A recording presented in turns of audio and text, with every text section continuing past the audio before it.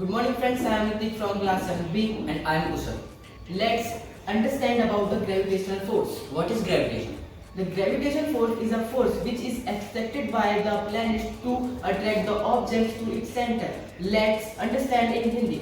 Gravitational force एक ऐसा force है जो प्लैनेट्स के द्वारा प्रोड्यूस करा जाता है किसी भी ऑब्जेक्ट को अपने सेंटर की तरफ खींचने के लिए.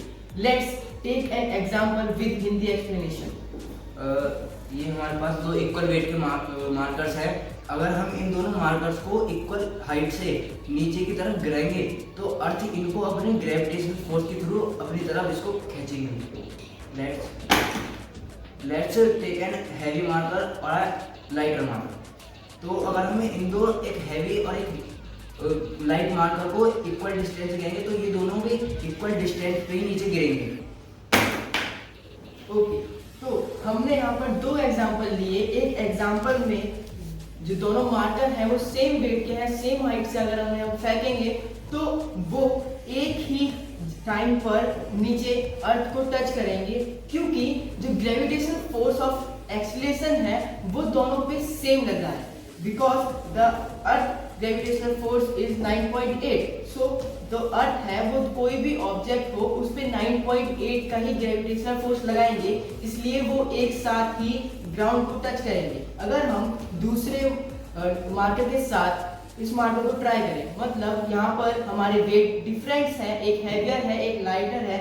सो अगर हम सेम हाइट से उन्हें थ्रो करेंगे तो वो दोनों भी सेम टाइम पर इसके सरफेस को टच करेंगे बिकॉज इन पे जो ग्रेविटी है वो इक्वल लग रही है. ओके, सो मास और जो वेट है इनमें डिफरेंस क्या होता है हम इसके बारे में जानेंगे. जो मास है और जो वेट है ये दोनों यस डिफरेंट है, बट ये कैसे डिफरेंट है. जो वेट है वो किसी भी ऑब्जेक्ट का वेट इनर्शिया के थ्रू हम कैलकुलेट करते हैं. अगर इस मार्कर का वेट सपोज 50 या 20 ग्राम है, अर्थ पे 50 ग्राम है, तो मून पे जाकर इसका वेट चेंज हो जाएगा, इसका 1/6 हो जाएगा क्योंकि वेट जो है यूनिवर्स में कहीं पर भी कांस्टेंट नहीं रहता है. अगर इसी मार्कर का हम मास निकालें, जो इसकी एटॉमिक वैल्यू होगी, जो मास होगा वो सपोज 60 ही होगा, तो अर्थ पे ये भी 60 रहेगा and as it is same moon पर भी ये सेम रहेगा क्योंकि मास पूरे और ओवर यूनिवर्स में इक्वल रहता है, सेम रहता है. Let's take another example. You can see this two objects moon and earth. Okay, किन्हीं भी दो ऑब्जेक्ट्स के बीच में एक फोर्स होता है जिसको हम अट्रैक्शन फोर्स कहते हैं. ये यूनिवर्स में जितने भी ऑब्जेक्ट हैं उन दो ऑब्जेक्ट्स के बीच में जो फोर्स है अट्रैक्शन फोर्स वहां अप्लाई हो रहा है. Okay, let's take an example of this car.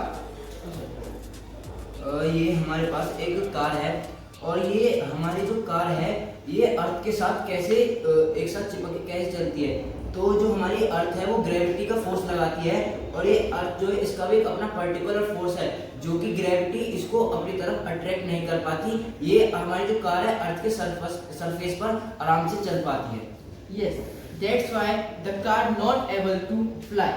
Thank you. Have a nice day.